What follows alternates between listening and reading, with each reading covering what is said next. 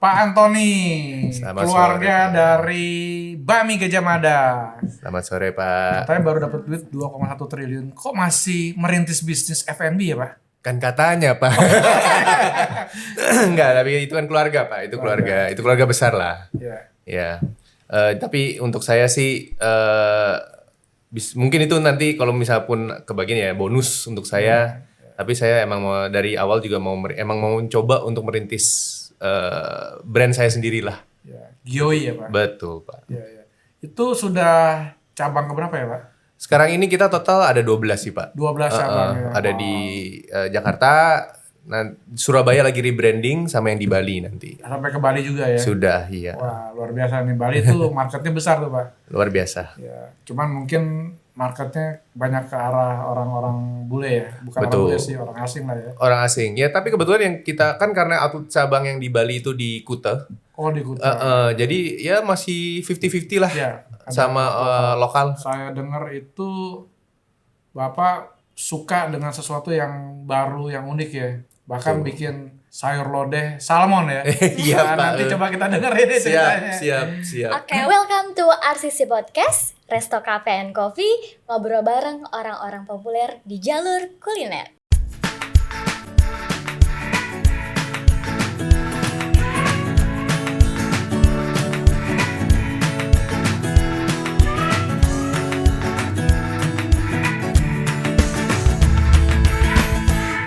Oke, melanjutkan pertanyaan yang tadi nih Pak Antoni. Iya.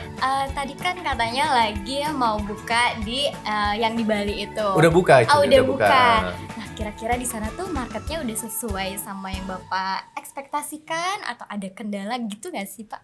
Marketnya sih yang kita tahu sih turis ke Bali itu sekarang udah luar biasa ya. Iya, benar. Sudah balik ataupun mungkin melebihi apa yang dari tahun-tahun sebelum Covid gitu. Cuman emang kita kan di Kuta salah satu mungkin area yang udah cukup lama ya.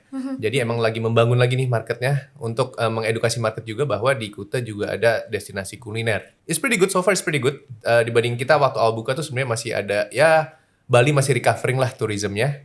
Sekarang ini udah jauh-jauh lebih baik. Sekarang sih udah ramai banget. Ramai kan? banget. Kita bukanya tuh pas tahun baru tahun lalu. Oh, setahun yang lalu. 2023 ya berarti ya. 2003 tahun baru ke 2024 dan saya itu pas pembukaan jadi saya juga tahun baru di sana. Oh. Itu saya untuk nyari Gojek aja dari banget. outlet ke hotel. Wah, itu sih luar biasa. Perjuangan macet Pak. Saya juga nggak berani naik mobil itu. Waktu di Bali itu waktu pertama kan pasti baru dikenal ya. Yes. Ketika berkembang ini setahun kan makin dikenal kan. Yes, betul Pak. Kenaikannya cukup signifikan atau melebihi ekspektasi Pak? Dari sisi manajemen masih bisa lebih baik. Iya. Tapi dari sejak kita pertama buka bisa berkat Tuhan kita udah naik almost 3 kali lipat dari awal Wow. gitu. Jadi kita emang ya karena emang mungkin udah beberapa orang udah tahu nih ada Gioi brand dari Jakarta. Jadi Ya. Jakarta. Tapi kan kayak yang saya bilang tadi 50-50 ya ada orang luar dan juga orang lokal. Nah itu kita dibantu oleh orang lokal karena emang sudah ada existing brand. Iya, iya. Tapi untuk orang luar ini menjadi sesuatu yang baru. Iya. Dan ya untungnya kita dapat menjanjikan produk dan juga servis yang cukup cocok dengan mereka. Sampai sekarang ini pun Google rating kita 4,9 Wow. di 2000 review, hampir 2000 review. Dan itu nggak mudah gitu. Iya, iya, itu. Jadi ya berkat kerja keras tim juga di sana dan kinerja yang baik, ya kita bisa mencapai. Lokasinya strategis sih pasti. Lokasi kita di Discovery Mall. Oh, Discovery Mall, betul. Udah direnov tuh. Iya betul, kita salah satu yang pertama lah untuk membuat brand baru di sana. Kita dikasih spot yang lumayan bagus, sunset view di luar, dan ya cukup bagus lah Pak. Sebagai yang entrepreneur, apakah sulit nih Pak untuk menjalankan F&B buat Bapak nih? Kalau orang bilang pasti kan grass is always greener on the other side ya Pak ya. Orang pasti bilang, wah F&B enak nih, oh ini. Tapi dari F&B juga lihat bisnis lain itu enak gitu loh. Mungkin lebih enak itu dibanding saya. Saya juga rumit lah banyak hal kecil yang saya harus perhatiin ya. In general sih as an entrepreneur, apalagi kita yang merintis ya dari masa muda juga. Ya mungkin sewaktu masa muda ini mungkin masih ada waktu dan juga energi untuk merintis di F&B ini ya. Emang nggak gampang sih Pak. Banyak perintilan kecil-kecil yang harus diperhatiin Mungkin ada beberapa teman saya pun yang tadinya kerja dia di perhotelan, teman SD udah lama lah, udah teman dari kecil. Dia melihat, wah enak ya jadi Anthony ya. Jadi waktu dia nikah, dia bilang sama saya, Ton, udah deh gue mau coba deh Buka. F&B deh, tapi lu bantuin gue ya. Oke lah kita coba. Baru buka seminggu Pak, udah ngoceh telepon saya. Gila Ton, dulu gue enak banget kerja di kantor, duduk AC. Sekarang gue nyetir nyari tong sampah. Tapi ya itu kan, ya itu merintis, ya part of the journey gitu ya. Yang orang nggak lihat. Waktu saya awal buka dan kita waktu itu masih bener-bener masih belajar. Walaupun ada keluarga restoran, tapi kan ini totally different. Walaupun industri sama tapi marketnya beda dan juga saya harus cari supplier sendiri. Jadi waktu awal buka pun belum ada supplier gitu kan. Tiap malam saya ke supermarket Pak. Tiap malam. Jadi saya dulu waktu awal buka Gioi itu emang saya di dapur. Karena suka masak juga berarti. Suka masak dan experience juga sebelum buka chef keluar masuk 3 kali Pak. Jadi udah mau buka nih. Sebulan sebelum buka chef yang ketiga keluar. Waduh, ya mau nggak mau saya bilang ya udah deh nggak bisa kayak gini. Saya nggak bisa bergantungan dengan sesuatu yang saya nggak bisa handle, nggak bisa kontrol gitu ya. Akhirnya saya terjun sendiri. Ya udah tiap malam setelah dinner service gitu ya udah ke supermarket. Supermarket harus beli bahan. Sampai ketemu saudara saya, ketemu teman saya, pada ketahui lu ngapain supermarket. Udah bau-bau bebek, udah bau-bau lodeh gitu kan. Ya mau nggak mau gitu loh, udah capek. Tapi untuk itu ya pas ke supermarket tuh udah kayak waktu saya zen gitu, kayak saya istirahat. Gitu. Tapi ya struggle juga Pak gitu, maksudnya kayak kadang-kadang tuh waktu itu sempet saya inget lagi pas baru mulai belum naik. Waktu kan namanya Gioi baru buka, restoran baru buka belum tentu bisa langsung boom terkenal gitu kan, apalagi brand baru gitu kan, belum ada background lagi kan. Ya jadi masih struggling ya, saya kadang-kadang tuh sampai cek saldo. Ini cukup gak nih buat di check out, kalau nggak cukup nggak lucu gitu kan. Jadi ya itulah hidupnya entrepreneur kayak gitu kan, maksudnya kayak kita harus bergantung, kita nggak harus cannot depend on anyone else gitu. Makanya orang selalu bilang entrepreneurship is very lonely. Ya emang ada benernya juga gitu loh. Ya tapi berjalannya waktu mungkin a little bit advice buat entrepreneur yang baru yaitu kalau ada partner apalagi ya jangan terlalu tertutup sih. Maksudnya and whatever it is cobalah lebih, kalau bisa sih sharing.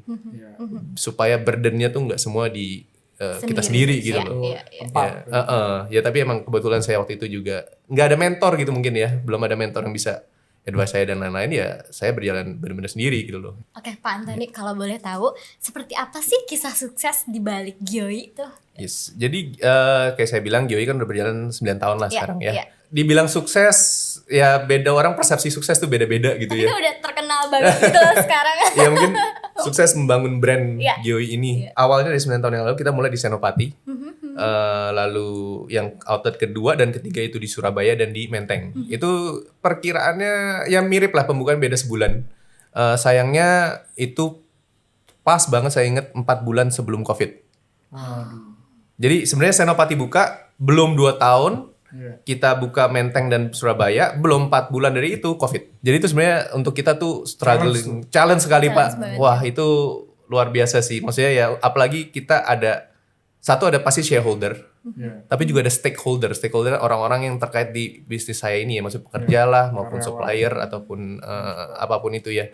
Ya kita sebisa mungkin survive sampai ngerjain proyek-proyek aneh yang contoh salah satu yaitu kita ada bantu menyalurkan bansos waktu itu. Itu sampai nyewa gudang yang nggak ada lampu, itu sampai malam kita packing barang, saya juga bantu packing barang. Nggak ada lampu kan, saya pakai mobil saya nyalain lampu udah deh. Kita itu lanjut packing ya, setidaknya saya bisa ada tentunya bansos kan nggak bisa ambil profit banyak tapi setidaknya ada pekerjaan untuk saya juga mencukupi untuk bayar karyawan.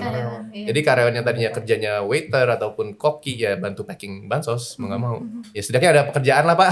Ya kan setidaknya bisa bawa makanan pulang gitu kan. Jadi ya beruntung juga kita diberi kesempatan oleh salah satu developer besar di area utara, Jakarta Utara ya, dan kita buka Gioi Peak yang di Gioi Urban Farm waktu itu. Jadi kita ada restoran, depannya ada kebun. Emang Gioi itu Yang kebun itu baunya, aromanya itu ya. Oh ya, Kecil ada kan yang semua ada mint, ada Iya, mint apa betul. Saya lihat itu. semua rempah-rempah lah. Iya, betul. Jadi konsepnya emang Gioi itu farm to table. Ya. Kita emang waktu buka Gioi di Senopati, kita juga buka greenhouse di Puncak, Ciawi. Jadi sayuran kita tuh dari sono. Gitu. Nah, waktu ngobrol dengan developer, dia emang lagi mau ada konsep urban farmingnya, cocok lah kita. Jadi benar-benar ada restorannya, depannya ada urban farmingnya. Nah, itu pas itu karena emang pas COVID, kita tempatnya namanya farm kan pasti outdoor, cocok banget lah itu. Wah, orang senang sekali ada restoran yang nuansa outdoor dan ya ibaratnya kan orang merasa lebih nyaman ya pas itu. Karena itulah kita survive waktu itu. Wow. Nah sekarang nih Bapak Gioi ini nih tren apa nih yang Bapak ciptakan untuk Gioi ini? Yes, jadi awal-awal Gioi kan itu kita dikenal sebagai Asian Fusion. Makanya modern Asian lah. Idenya saya untuk bikin Gioi itu, saya mau bikin restoran yang saya juga bisa ajak orang tua saya. Gitu. Karena setiap kali kalau namanya waktu masih tinggal sama orang tua, Sabtu Minggu pasti diajak makan dong. Diajak makan itu pasti, ya itu restorannya yang tradisional kan. Pasti maunya ya angke, ekaria gitu kan. Dan maunya itu terus tuh. Ya sebagai anak muda kan bosen ya. Kadang-kadang maunya yang lebih baru dan juga ikutin tren. Iya, makanan Jepang. Nah akhirnya saya bikin ide, kenapa enggak saya bikin restoran yang cocok buat anak muda, tapi cita rasanya cocok juga buat orang tua. Gitu. Jadi kenapa kita pilih Senopati? Kenapa? Karena waktu itu pas zaman awal buka di Senopati itu ya sampai sekarang sih itu kan daerah anak muda. Gitu. Dan waktu itu belum banyak restoran di Senopati. Belum banyak yang restoran yang bisa makan keluarga gitu loh. Ya kita bisa dibilang one of the few first lah yang di sana. Keluarlah konsep modern Asian fusion ini. Karena maka cita rasanya cocok untuk orang tua, tapi kita bikin modern supaya anak-anak muda juga mau datang. Nah mungkin ya untuk tren sekarang ini yang kita sedikit bergeser lah dari sana karena kan as time goes lewat COVID, lewat segala macam efek ekonomi juga ya pasti kan berubah nih market keperluan market dan juga yang mereka mau ya. Jadi sekarang ini kita lebih ke arah coffee shop, lebih cenderung ke arah coffee shop dan juga secara makanan sebenarnya sekarang ini yang lagi ngetren tuh back to basic. Contoh kayak restoran Thai. Dan juga yang lagi banyak tuh mungkin specialty restoran ya. Emang orang kesana khusus untuk makan itu. Emang cenderungnya ke arah sana sih sekarang ini. Nah, jadi Gioi pun pelan-pelan kita lagi rebranding, revamping untuk mengarah something yang mungkin back to basic juga ya. Nggak terlalu adventurous dengan fusionnya. Tapi yang mungkin yang bisa kita tetap keep itu kreativitas kita. Dimana ya kita emang restoran dikenal sebagai enak tapi out of the box. Bener banget. Gitu. Itu yang orang kenal itu apa? Sayur lodeh pakai salmon. Pakai salmon bener Pak. Sampai sekarang Pak masih dihujat sama netizen. Sayur lodeh pakai salmon. Tapi ternyata itu hype ya. Orang suka ya. Ya untuk saya sih ya banyak yang sekarang ini udah banyak Pak yang punya salmon lodeh di mana-mana gitu loh. Ditiru ya. Ditiru. Ya nggak bisa bilang tiru mungkin ya tapi orang selalu bilang ya Ton kalau misalnya lu belum ada yang belum ada yang ikutan, lu sukses sih. Di Indonesia kan gitu kan. Kalau ada apa yang sukses ya diikut gitu kan. Ya. Tapi bisa aja dengan mudah bilang oh benci gitu ya. Cuman bisa juga menjadi komplimen. Menerima itu sebagai komplimen dan juga gimana caranya kita bisa membuat dan mendorong kreativitas kita lagi. Gimana buat yang baru lagi gitu loh. Bahkan saya dengar Bapak juga sedang merencanakan untuk kompetisi di antara chef-chef Bapak gitu ya. Betul. Untuk menciptakan makanan-makanan baru atau seperti apa tuh Pak idenya itu Pak? Saya kan juga pengalaman lah kerja di restoran. Mau di dapur, saya jadi cuci piring lah Pak, saya udah pernah. Saya tahu nih pekerjaan restoran tuh kalau misalnya sebagai pekerja itu lumayan mundane. Mundane tuh kayak itu lagi gitu. Nah jadi saya mau mendorong tim dapur saya untuk mendorong kreativitas mereka dan juga membangun sense of belonging juga. Contoh yang akan kita jalankan itu kompetisi antar outlet. Mereka masing-masing akan membuat tim masing-masing tiap bulan. Mereka akan create menu. Dan kita akan ada panel of judges-nya yang akan menilai menu-menu tersebut sampai final dan nantinya yang menang akan kita masukkan ke dalam menu bulanan kita di restoran. Nah, mau itu nanti ada tiba-tiba nama mereka juga nggak apa-apa gitu kan. Ya namanya ya contoh Pak Ismet. Chef saya ya bilang, "Oh, ini nasi goreng Pak Ismet." Jadi Seneng deh ya. pasti seneng. Jadi mencipta deh ya. Iya, itu Ngerasa dia. terapresiasi Betul. juga ya. Bagus tuh idenya Pak. Keren. Terima kasih Pak, terima Pak kasih. Antoni, kalau boleh tahu menu best seller apa sih di Gioi yang harus kita cobain banget gitu? Nah, di gue ya pasti ya itu sama lodeh masih. itu udah Dan- pasti ya. Udah pasti. Dan juga bebek goreng kita sih. Oh, Bebek oke. goreng kita terkenal itu 2. Walaupun sekarang pun banyak menu yang baru yang mungkin ya namanya kalau orang Indonesia tuh seringnya kalau udah dikenal nih ya. Contoh kayak kita ya orang kadang-kadang nggak lihat menu Pak. Iya. Itu orang datang oh bebek goreng 1 sama lodeh 1. Padahal ya itu chefnya kan udah capek-capek bikin menu baru gitu ya.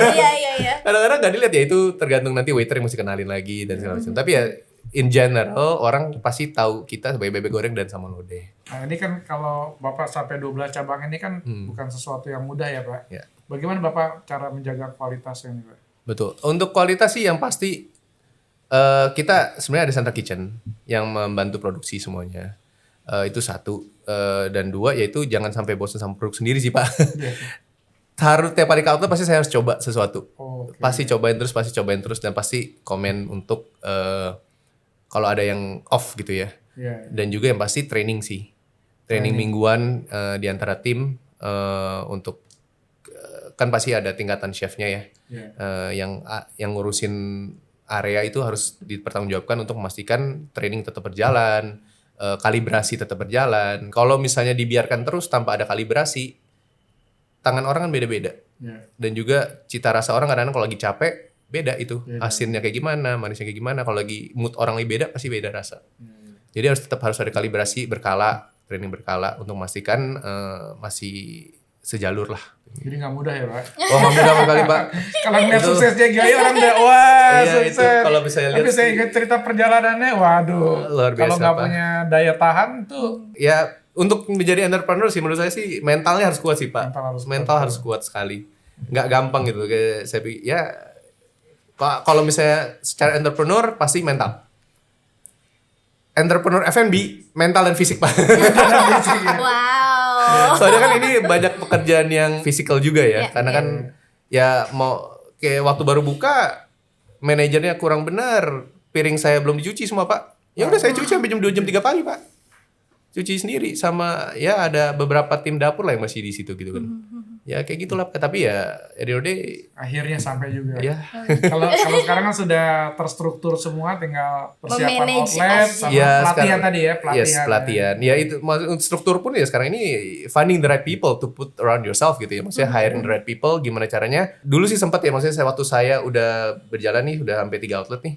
Saya tetap masih di dapur. Waktu itu udah mulai lepas dapur lah. Jadi chef saya bilang sama saya, "Pak, selama Bapak masih di sini, anak-anak gak mungkin dengerin kita." Bener juga, karena kan pasti dia pikir, oh ini semua bos. Saya dengerin bos dong, saya ngapain dengerin leader saya gitu kan. Nah jadi saya sejak itu sadar dan belajar untuk lebih hands off. Nah tapi hands off Percayakan lah ya. harus percayakan, tapi itu dia gimana caranya dapat orang yang sesuai untuk dipercayain gitu kan. Iya, benar. Itu juga nggak mudah banget, gitu iya. loh. Ada pusingnya masing-masing lah. Different stages in entrepreneurship, I think ada pusingnya masing-masing. Yang sebagai entrepreneurnya itu harus belajar untuk adaptasi dan juga keep learning lah. Iya. Kalau orang bilang kan sekolah itu seumur hidup ya. Iya. Ya benar, nggak nggak ada berhentinya. Iya, benar. Nah kalau ada lagi kalau sekolah, sekarang ini kalau bisnis bahasanya, ya itu uang sekolah lah. Tapi uang sekolah jadi mahal gitu. Kalau dulu bilang kuliah, wah mahal ya. Wah ini kalau kuliah bisnis, wah lebih mahal lagi. Pak, ngobrolin tentang setiap momen tuh ada pusing-pusingnya gitu. Pasti. Nah, katanya tuh makanan Indonesia dibuatnya tuh paling sulit, bener gak sih Pak? Saya bisa bilang sih iya sih. Maksudnya kita kan fusion ya, jadi ada beberapa macam cuisine. Menurut saya Indonesia kompleks sekali. Mungkin peranakan ya, peranakan Indian yang dimana spicesnya tuh banyak sekali blendnya. Kita ngomong kari, kita ngomong gulai, kita ngomong rendang, itu kan spicesnya banyak sekali. Listnya tuh bisa 1 halaman penuh. Kan ya. kalau misalnya I'm not saying makanan Western lebih gampang, mereka juga ada complexity-nya sendiri. Cuman bahan yang dipakai aja bisa kelihatan bahwa Asian flavor tuh jauh lebih kompleks gitu kan. Banyak rempah-rempah. Banyak rempah-rempahnya dan juga musiman kan Pak. Kalau misalnya Nah, iya. Iya lagi musim hujan, musim panas cabai beda nih. Iya, iya. Ada yang lebih pedes, kadang-kadang nggak pedes. Nah itu yang pusing sih. Tapi makanan Indonesia enaknya makin diungkep makin enak, makin ngeresep gitu kan. Ya, betul. Itu is a plus point sih. Bahan-bahan Gyoi bersumber langsung dari produsen lokal apa Ya. apa Bapak juga ambil dari tempat lain? Yang kita bisa lokal pasti kita lokal, Pak. Kita banyak bekerja sama dengan petani-petani juga. Ya sekarang ini jujur kita juga lagi mencoba untuk menjadi supply ke restoran-restoran lain untuk sayuran-sayuran kita. Ya memberdayakan petani-petani lokal lah. Ya kan kita bantu untuk jualin barang-barang mereka juga. Tapi ya tentunya ada beberapa barang yang contoh kayak ya kita ngomong salmon yang sekarang mau naikkan PPN-nya. Itu dianggap barang mewah ya? Iya kayak Iya. gitu. Ya mau nggak mau ya ambil dari luar Pak. Ya kan Iya, betul. nggak ada salmon lokal kan. Iya. Tapi ya untuk bahan-bahan yang bisa lokal pasti kita coba lokal Pak. Kan Gyoi yang di IDP 2 itu kan tempat orang kumpul ya. Yes. Waktu kita ada acara-acara di town hall, Iya. bahkan saya juga ketemu teman, bahkan teman, yuk kita ngobrol-ngobrol di Gyoi gitu. Terus dia pesan asinan. Iya. Saya bingung gitu. Asinan Pak? Kok di Gyoi kopi kok ada asinan gitu kan? Iya. Saya nggak tahu teman yang satu lagi pesen itu Pak, sayur lodeh gitu. Iya. Terus saya nggak tahu ada salmonnya kan. Iya.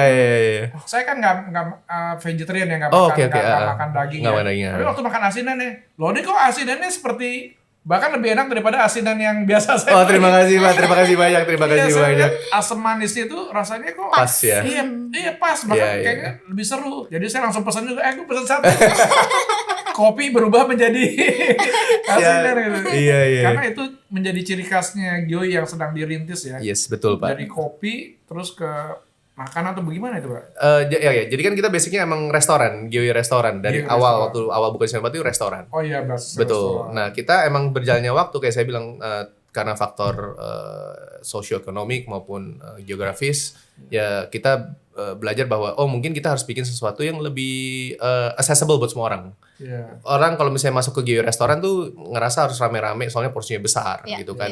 iya. Yang Gyoi Cafe kita build itu menjadi coffee shop dulu dan nanti kita akan baru kita masukin dengan menu-menu makanannya. Makanan. Jadi kita mau biasain orang bahwa oh ke Gyoi Cafe tuh nggak harus makan besar, nggak harus makan kenyang. Iya. Sebenarnya banyak cemilan, banyak bisa makan asinan sambil ngopi gitu.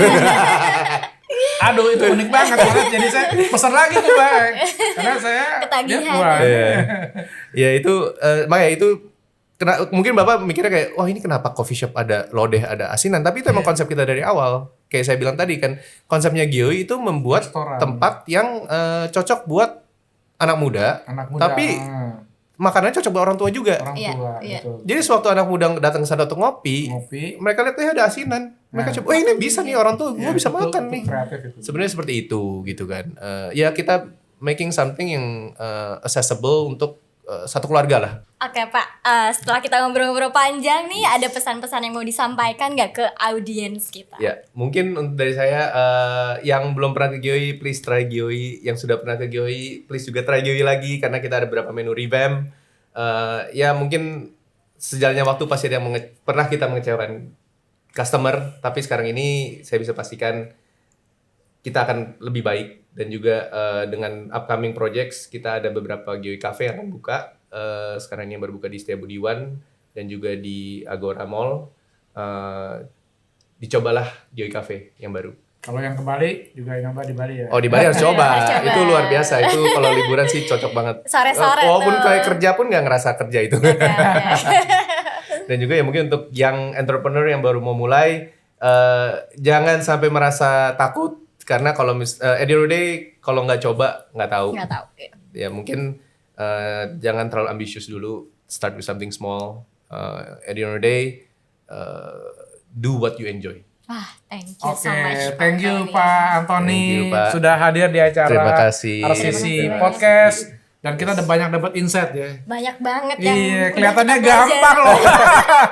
Ternyata banyak banget Iya. tangga-tangga. Banyak sekali, Iya, banyak dan sekali. Masa-masa sulit itu mesti mental kuat ya. Kalau nggak udah mental tuh Pak ya. Pasti Pak. Kirain cuma fisik aja, ternyata mentalnya Mental juga harus juga. ditata ya. Yes. harus Oke. sekali. Pak Antoni, terima kasih sudah hadir Terima di kasih, Pak. acara RCC Podcast. Siap. Ini ada sponsor dari RA Wah, Suite. Parendra. Untuk mengidap Parendra. Parendra Lembong. Yes, siap. Oke Pak, thank you Pak. Ya, ya. Oke. Terima kasih banyak Pak Antoni.